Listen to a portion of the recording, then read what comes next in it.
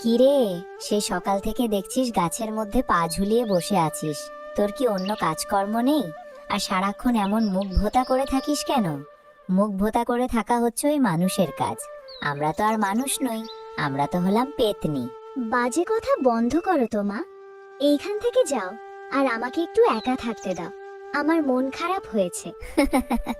তুমি তো একেবারে মানুষের মতো কথা বলছিস। মানুষদেরই দেখবি কোনো কারণ ছাড়া একটু পরপর মন খারাপ হয়। আচ্ছা মা, তোমার সমস্যাটা কি বলো তো? তুমি মানুষদের একদম সহ্যই করতে পারো না কেন? মানুষ তোমাকে কি কামড় দিয়েছে নাকি? মানুষদের তো চিনিস না, তাই এ কথা বলছিস। এই পৃথিবীতে সবচেয়ে খারাপ প্রাণী হলো মানুষ। এরা একে অন্যের ক্ষতি করে। কিন্তু দেখো মা, দিন শেষে কিন্তু মানুষেরাই ভালো থাকে। এই যে মানুষদের ভাই বোন বাবা মা নিয়ে একটা পরিবার থাকে, এরা সুখে দুঃখে একে অপরকে বিপদ থেকে আগলে রাখে। আর আমাদের দেখো, সারাদিন গাছের মধ্যে ঝুলে থাকা ছাড়া আর কোনো কাজ নেই।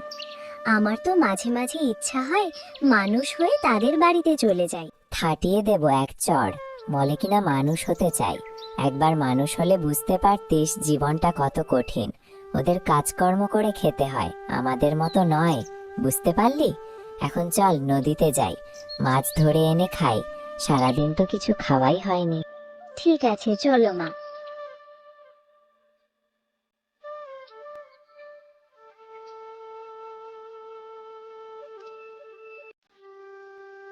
আহারে, কত সাধ করে ছেলের বিয়ে দিয়ে বাড়ি নিয়ে যাচ্ছি, আর কপালটাই দেখো, কোনো টাকা পয়সা না পেলাম না। আমার ছেলেকে আমি আরো কত বড় ঘরে বিয়ে দিতে পারতাম। তোমাকে তো আগেই বলেছিলাম ওরকম হাড় হাবাতে ঘরে মেয়ের সাথে বিয়ে করিও না। তুমি তো শুনতে চাইলে না। এখন দেখলে তো কি হলো। আজ সবেমাত্র বিয়ে হয়েছে, আর আপনারা আমাকে কত আজে বাজে কথা শোনাচ্ছেন। আপনারা ভালো করেই জানেন আমার বাবা কত গরিব মানুষ। আপনাদের কে কথা থেকে দেবে? চুপ কর, হতভাগী। তোর বাবাকে 1 মাস সময় দিয়ে এসেছি। যদি আমার ছেলেকে 10,000 টাকা আর একটা সাইকেল যদি না দেয়, তাহলে তোকে বাপের বাড়ি পাঠিয়ে দেব। না না, এমন কাজ করবেন না। আমার বাবা যে অনেক গরিব মানুষ, তাকে এত কষ্ট দেবেন না। ওমা, দেখো নতুন বউ যাচ্ছে, দেখে কি সুন্দর লাগছে। আর বউটাও দেখো কত সুন্দর লাল শাড়ি পরেছে, গয়না পরেছে। তাই তো দেখতে পাচ্ছি। আর যাই বলিস, মেয়েটা কিন্তু খুব সুন্দর। আর মেয়েটার খুব ভালো ভাগ্য, একটা ভালো ঘরে বিয়ে হয়েছে।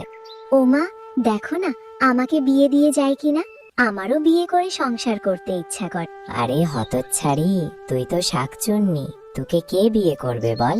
আমরা তো আর মানুষ না। যদি মানুষ হতিস তাহলে তোর বিয়ে হতো, ছেলে মেয়ে হতো আর সংসার হতো। আমি বলছি কি মা, আমার তো মানুষ হওয়ার স্বপ্ন। আমি যদি ওই বউটার ভিতরে ঢুকে ওদের বাড়িতে যাই, তাহলে আমারও সংসার করার শখ মিটে যাবে। আমাকে অনুমতি দাও না, আমি কয়েকদিন থেকে চলে আসব। তুই ভুল করছিস মা। মানুষের জীবন দূর থেকে সুন্দর দেখা যায়, কিন্তু যখন কাজে যাবি তখন দেখতে পাবি ওরা কত জটিল। ওরা একে অপরের সাথে ঝগড়া করে, মারপিট করে, আর মানুষের অনেক লোভ। এরা কিছুতেই সন্তুষ্ট হয় না। আচ্ছা, তুমি যে এত কথা বলছো, তুমি কি কোনোদিন মানুষ হয়ে দেখেছো? আমি জানি না মা, 2-1 দিন থেকে চলে আসব। আমাকে যেতে দাও না মা। ও মা। আমি তোকে আটকাবো না, কিন্তু মনে রাখিস আমার সাথে প্রতিদিন রাতে দেখা করতে হবে, তা না হলে আমি খুব রাগ করব। মায়া, ও মায়া, এখনো শুয়ে শুয়ে ঘুমাচ্ছ? বলছি, এটা কি তোমার বাপের বাড়ি নাকি? নবাব জাতির বেটি বেলা 10টা পর্যন্ত ঘুমায়। যাও, এক্ষুনি উঠে রান্না চাপাও। এই তো মা, আমি এক্ষুনি যাচ্ছি, রান্না করছি। তোমাকে কতবার বলেছি সকালবেলা ঘুম থেকে উঠতে। বাপের বাড়ি থেকে তো টাকা পয়সা কিছু আনলে না, আবার আবার শুয়ে শুয়ে ঘুমাচ্ছ। কেন আপনি বারবার বাপের বাড়ির খোঁটা দেন? মা বাবা তো বলেছে আপনাদের সমস্ত টাকা পয়সা শোধ করে দেবে। তাই না? তা মনে রেখো, সময় কিন্তু 1 মাস। তার মধ্যে টাকা যদি না পাই, তাহলে সোজা তোমায় বাপের বাড়ি পাঠিয়ে দেব। এই মায়া, কোথায় গেলে? একবার ঘরে এসে শুনে যাও। ওই যাও, ভোলা তোমাকে ডাকছে, শুনে এসো কি বলে।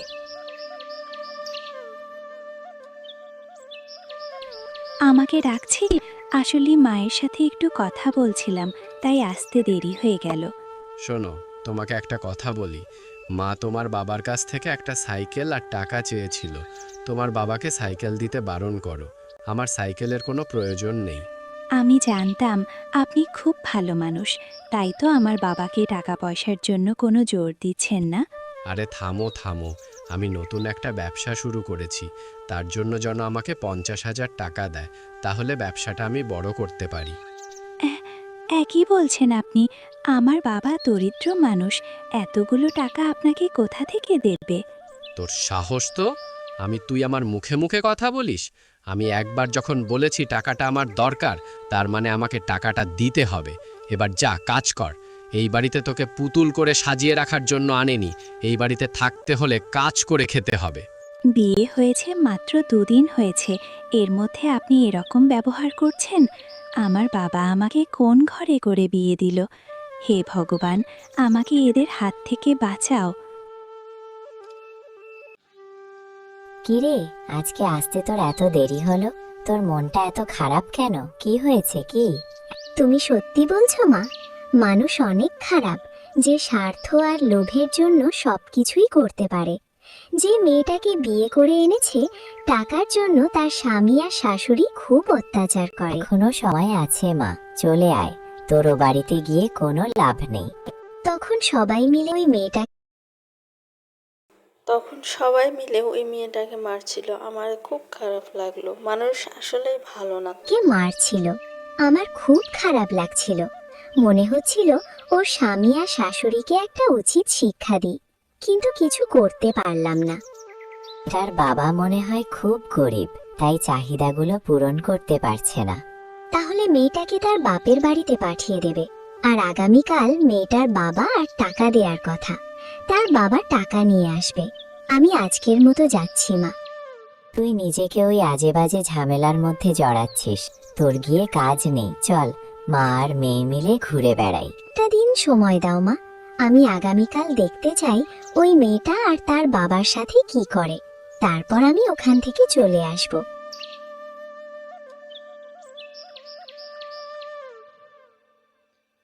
মায়া, কোথায় গেলি মা? দেখ আমি এসেছি। আয় মা, আয় আমার কাছে আয়। সেই তো মেয়েকে হাঁক ডাক শুরু করে দিয়েছেন। তা হয়েছে নাকি? আপনাকে যে বলেছিলাম টাকা আনতে, এনেছেন? দিন টাকা, বলো দিন টাকা। বিয়ান, এখানে 10,000 টাকা আছে। অনেক কষ্ট করে টাকাগুলো জোগাড় করেছি। আমার ছেলের দাম কি মাত্র 10,000 টাকা? যান, আপনার মেয়েকে নিয়ে এখান থেকে চলে যান। আমি আমার ছেলের আবার বিয়ে করাতে পারবো। আমি আমার মেয়ের সমস্ত টাকা শোধ করে দেব। আর কিছুদিন সময় দিন বিয়ান। তোরা মানুষেরা আসলে অনেক খারাপ। তোদের তো সাহস কম নয়। আজ তোদের এমন মজা দেখাবো যে বাপের জন্মে ভুলবি না। হয়েছে তোমার? তুমি এমন কেন করছো? এখানে একটু শান্ত হয়ে বসো মায়া। আমি মায়া নই, আমি শাকচুন্নি। আমি মায়ার শরীরে বাস করি। আমি প্রতিদিন দেখি তোরা মা ছেলে মিলে এই মেয়েটার সাথে কত খারাপ ব্যবহার করিস। আজ মা আর ছেলের ঘাড় মোটকে যদি না খেয়েছি, তাহলে আমার নাম শাকচুন্নি নয়। ক্ষমা করে দাও, আমাদের অনেক বড় ভুল হয়ে গেছে। আমরা এই ধরনের ভুল আর কোনোদিনও করব না। বিশ্বাস করো, আমরা মায়াকে অনেক ভালোবাসবো। দয়া করে আমাদের কোনো ক্ষতি করো না, আমাদেরকে ছেড়ে দাও। ঠিক আছে, মনে রাখিস, আজকের মতো কিন্তু আমি চলে যাচ্ছি, কিন্তু আমি মায়ার আশেপাশেই থাকব। যদি দেখেছিস তোরা আমার সাথে খারাপ ব্যবহার করেছিস, তাহলে তোদেরকে আর কেউ বাঁচাতে পারবে না।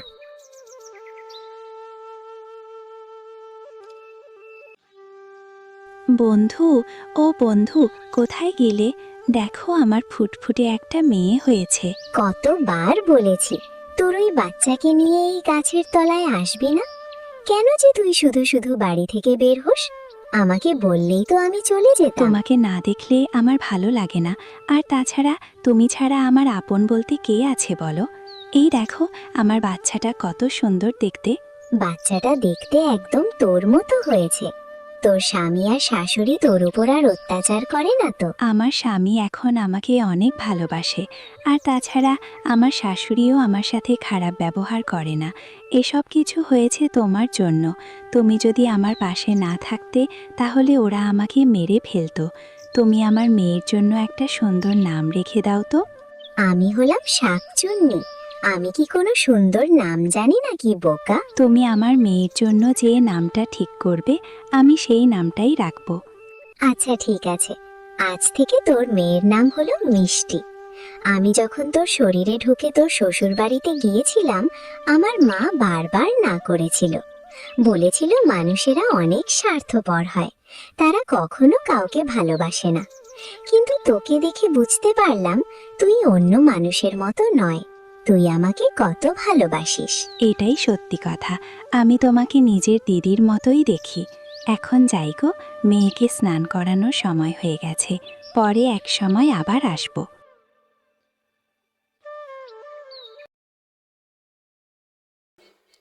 নীতি কথা হলো, ভালো মানুষদের সবাই ভালোবাসে।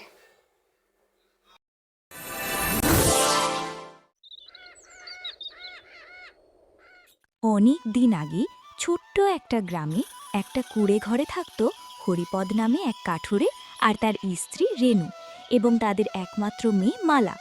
একদিন মালা তার মাকে বলতে লাগলো, মা, আজকে কি রান্না করেছো? আমার খুব খিদে লেগেছে। মালা, আজও আমি আগের দিনের মতো শাকসিদ্ধ আর ভাত রান্না করেছি। কিন্তু আমার কাছে এসব খাবার খেতে যে আর ভালো লাগে না। তুমি আমাকে অন্য কিছু খেতে দাও। অন্য কিছু আর কি খেতে দিব আমি তোকে?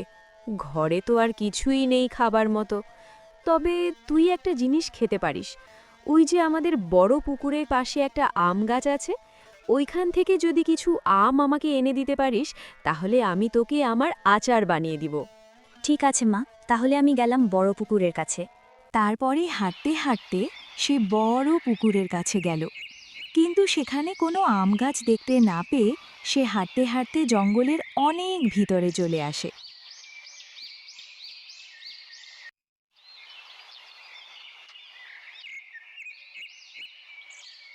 তখনই মালা তার সামনে দেখতে পায় অনেক বড় একটা মন্দির। সেখান থেকে একটা মানুষের হাসির শব্দ ভেসে আসছিল। মালা হাসির শব্দ শুনে মন্দিরের কাছে যেতেই সে দেখতে পেল আমি ভৈরবনাথ তান্ত্রিক, পৃথিবীর সবচেয়ে শক্তিশালী তান্ত্রিক। পৃথিবীতে এমন কিছু অসম্ভব নেই যা আমি সম্ভব করতে পারি না। একদিন এই পৃথিবীবাসী ভগবানের না বরং আমার পুজোতে মেতে উঠবে। সারা পৃথিবী জুড়ে আমারই জয় জয়কার হবে। তোর এই স্বপ্ন স্বপ্নই থেকে যাবে ভৈরবনাথ, কখনো তা বাস্তবে রূপান্তরিত হবে না। তোর নামের জয় জয়কার তো অনেক দূরের কথা, নরকেও তোর ঠাঁই হবে না। তুই আমার সাথে যে প্রতারণা করেছিস তা নিশ্চয়ই ভুলে যাসনি। তুই একটা পাপী, আর তোর মতো পাপীর মৃত্যুও ভয়ঙ্কর হবে। তোকে বারণ করেছিলাম না যে প্রয়োজন ছাড়া একদম বেশি কথা বলবি না? মনে হচ্ছে আজ আবার আমার থেকে শাস্তি পাবার তোর খুব ইচ্ছে হয়েছে। আর ইচ্ছে যখন হয়েছে তা পূরণ করার কর্তব্য তো আমারই। আর ভৈরবনাথ তার যজ্ঞের একটা জ্বলন্ত কাঠ তুলে পাখিটাকে আঘাত করতে থাকে। আমার ভুল হয়ে গেছে, ছেড়ে দাও আমায়। আমি আর কখনো এমন কথা বলবো না। এইবারের মতো আমায় ক্ষমা করে দাও। ভৈরবনাথের কাছে ভুলের জন্য ক্ষমা না, বরং শাস্তি বরাদ্দ থাকে। আর তোর শাস্তি এটাই যে এরপর থেকে কেবলমাত্র আমার যখন তোকে প্রয়োজন হবে তখনই তুই কথা বলতে পারবি, তোর নিজের ইচ্ছেতে একদমই না। আর এই হলো সেই জল যা তোকে তোর বাক স্বাধীনতা থেকে বঞ্চিত করবে, আবার আমার প্রয়োজনে তোকে তোর বাকযন্ত্র ফিরিয়ে দেবে। লোকজনদের অতীত, বর্তমান, ভবিষ্যৎ গণনা করা এবং তাদের ভবিষ্যৎ বিপদ আটকানোর জন্য ভৈরবনাথের নামডাক শুধু বিভিন্ন গ্রামেই না, বরং শহরেও ছড়িয়ে পড়েছিল। কিছুক্ষণ পরে হরিপদ ঘরে এসে খেতে বসে তার স্ত্রীকে বলতে লাগল, মালা কোথায়? সে খেয়েছে? না, প্রতিদিন ওই শাকসেদ্ধ আর ভাত তার নাকি খেতে ভালো লাগে না। আজও একই খাবার দেখে খেতে চাইছিল না। তাই ওকে বড় পুকুরের পাশের আম গাছটা থেকে কিছু আম আনতে পাঠিয়েছি। আম দিয়ে একটু আচার বানিয়ে দেব। তুমি তো জানো রেনু, ওইটুকু খাবার জোটাতেই আমাকে সকাল থেকে সন্ধ্যা অবধি মাথার ঘাম পায়ে ফেলতে হয়। সবই জানি গো, সবই জানি। আচ্ছা শোনো না, কদিন ধরেই তোমায় একটা কথা বলবো বলবো ভাবি, কিন্তু বলা হয়ে ওঠে না। কি কথা বলো? সেদিন পুকুরের শাক তুলতে গিয়ে পাশের পাড়ার সোমা কাকিমার সাথে দেখা হয়েছিল। কথায় কথায় উনি ভৈরবনাথ তান্ত্রিকের কথা বললেন। ওই তান্ত্রিক নাকি যে কোনো মানুষকে দেখেই তার অতীত, বর্তমান, ভবিষ্যৎ বলে দিতে পারেন। এছাড়াও ভবিষ্যতে আসা যে কোনো বিপদকে উনি আটকাতে পারেন। আর ওনার নাম ডাক শুধু এই আশেপাশের গ্রামেই না, বরং শহর থেকেও লোকজন আসে তাদের ভবিষ্যৎ সুন্দর করতে। তাই বলছিলাম, চলো না একদিন আমরা ওনার কাছে যাই, হয়তো আমাদেরও ভবিষ্যৎ অনেক সুন্দর করে দেবেন উনি। হ্যাঁ, প্রায় বেশ কিছু বছর ধরে ওই তান্ত্রিকের নাম ডাক শুনছি, তবে উনি কি উপকার করে নাম কামিয়েছেন তা জানার আগ্রহ আমার কখনোই হয়নি। তুমি তো জানো আমি বরাবরই উপরওয়ালার বিশ্বাসী, ভণ্ডামিতে না। আর তোমাকেও এটাই বলবো, জীবনে মাথা নত করার থাকলে তা শুধু উপরওয়ালার সামনেই করো। উপরওয়ালার নাম নিয়ে যারা ভণ্ডামি করে তাদের কাছে নয়। ঠিক তখনই মালা তার বাবার কাছে দৌড়াতে দৌড়াতে এসে বলতে লাগলো, যে কোনো উপায়ে তুমি ওই পাখিটাকে ওখান থেকে উদ্ধার করবে। চলো বাবা, ও প্রচণ্ড কষ্টে আছে। কোন পাখি? বড় পুকুরের পাশে আম গাছটাতে তেমন আম ছিল না, তাই আমি আম গাছের সন্ধান করতে করতে পশ্চিমের ওই গভীর জঙ্গলটার ভেতরে পৌঁছে গিয়েছিলাম। আর হঠাৎ কোথাও থেকে এক অট্টহাসির আওয়াজ আমার কানে এসে পৌঁছায়। একটু এগোতেই ওখানে একটা ভাঙা মন্দির দেখতে পেলাম। কারা যেন ওর ভেতরে কথা বলছিল। আমি তা শুনতে গিয়ে দেখি, আর এই হলো সেই জল যা তোকে তোর বাক স্বাধীনতা থেকে বঞ্চিত করবে, আবার আমার প্রয়োজনে তোকে তোর বাকযন্ত্র ফিরিয়ে দেবে। কি বলছিস? তুই ঠিক শুনেছিস তো? হ্যাঁ বাবা, আমি নিজের কানে শুনেছি, নিজের চোখে সবকিছু দেখেছি। তাহলে তো ওই পাখি অনেক বিপদে আছে, আমাদের উচিত এক্ষুনি ওকে রক্ষা করা। তবে কোন পাখি কথা বলতে পারে তা আমি প্রথম শুনলাম। সে যাই হোক, আমি এক্ষুনি ওখানে যাচ্ছি, ওই ভণ্ড তান্ত্রিককে উচিত শিক্ষা দিয়ে ওই পাখিকে ওখান থেকে মুক্ত করতে। আর তারপর সমস্ত লোকজনের কাছে ওর মুখোশ আমি খুলে দেব। এভাবে তুমি ওই পাখিকে ওখান থেকে উদ্ধার করতে পারবে না বাবা, ও অনেক শক্তিশালী। প্রয়োজনে ও তোমারও প্রাণ নিয়ে নিতে পারে। তাই আমাদের যা করতে হবে তা পুরোটাই ওর চোখের আড়ালে। আমি শুনেছি ওই তান্ত্রিকটাই পাখিটাকে বলেছিল যে কাল ওনাকে যজ্ঞের কাঠ আনতে জঙ্গলে যাবে। আর এটাই সুযোগ হবে আমাদের ওই পাখিটাকে ওখান থেকে মুক্ত করার। মালা ঠিকই বলেছে, যা করার কালই করতে হবে। সেদিনটা অপেক্ষা করে তার পরের দিনই ওরা তান্ত্রিকের ডেরার পাশে একটা বড় গাছের আড়ালে দাঁড়িয়ে তান্ত্রিকের জঙ্গলে যাওয়ার অপেক্ষা করতে থাকে। আর তান্ত্রিক বেরিয়ে যাওয়া মাত্রই ওরা ডেরার দরজার সামনে পৌঁছায়।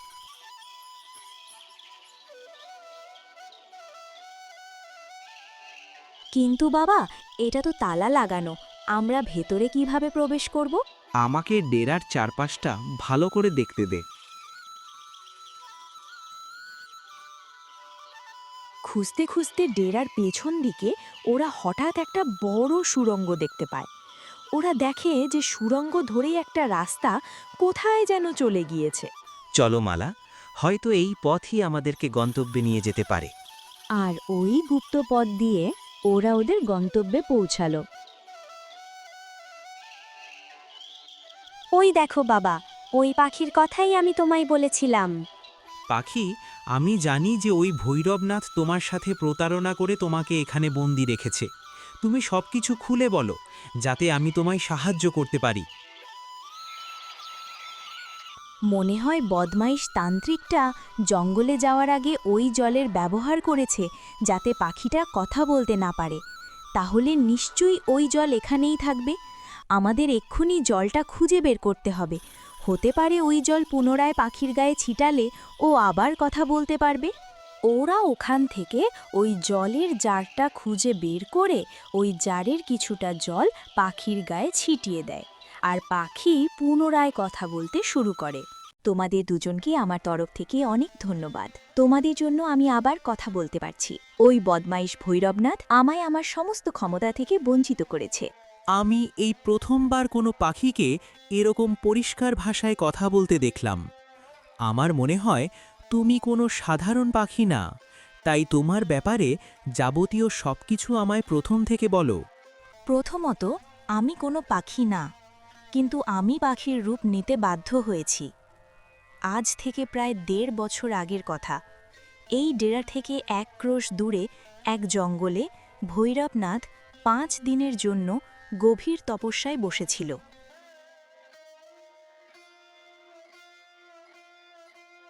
তুমি তোমার পরীক্ষায় উত্তীর্ণ হয়েছ ভৈরবনাথ।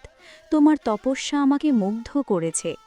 আপনার দর্শন পাব তা আমি কখনোই কল্পনা করিনি, কিন্তু আমার পরম সৌভাগ্য যে আপনি স্বয়ং আমার সামনে প্রকট হয়েছেন। বলো ভৈরবনাথ, তুমি কি চাও আমার থেকে? আজ তুমি যা চাইবে আমি তোমায় তাই দিতে প্রস্তুত। আমি আমার মৃত্যুর আগের মুহূর্ত অবধি আপনি আমার সাথে থাকুন। সে তো আমি সব সময় তোমার সাথে আছি।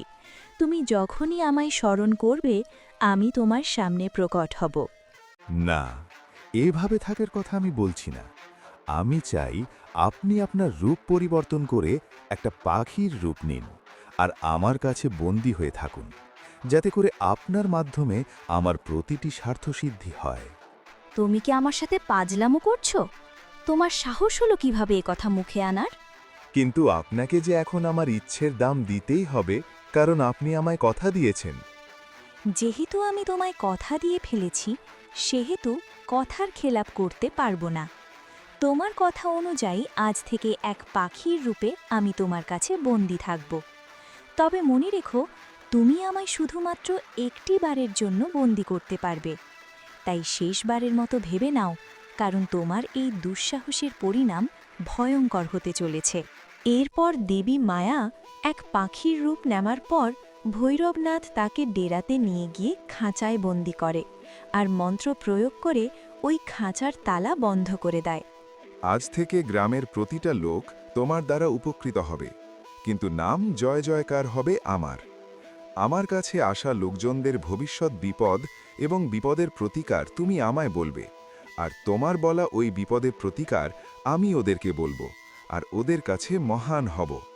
আরে এভাবে যত দিন যাচ্ছে ও আরও উন্মাদ হয়ে যাচ্ছে। কিন্তু তুমি তো চাইলেই এই খাঁচা থেকে বেরোতে পারতে, আর ওই খারাপ কাজের জন্য ভৈরবনাথকে কঠিন শাস্তি দিতে পারতে। পারতাম না। যতক্ষণ না পর্যন্ত কেউ আমাকে খাঁচা থেকে বাইরে বের করে, ততক্ষণ আমি কিছু করতে পারবো না। কিন্তু তোমাকে এই খাঁচা থেকে আমরা মুক্ত করব কিভাবে? খাঁচার তালা খোলার ওই মন্ত্র তো আমাদের জানা নেই। ওই মন্ত্রের বিষয়ে তুমি যদি কিছু জানো তো আমাদের বলো। সেই মন্ত্র আমিও জানি না, তবে ভৈরবনাথের প্রতিটি যজ্ঞের মন্ত্র একটা বইয়ের মধ্যে লিপিবদ্ধ করা আছে। হতে পারে তালা খোলার মন্ত্র ওই বইয়ের মধ্যে আছে। এরপর মালা আর তার বাবা ওই বইটাকে খুঁজে বের করে, আর বইয়ের মধ্যে থেকে তালা খোলার মন্ত্রটা খুঁজে ওই খাঁচা থেকে পাখিকে মুক্ত করে। হঠাৎ একটা ঝলমলে আলো থেকে বেরিয়ে এলো এক সাদা পোশাকের সুন্দরী পরী। এবার অপেক্ষা শুধু ভৈরবনাথের ফেরার। তোমরা কারা এখানে? কিভাবে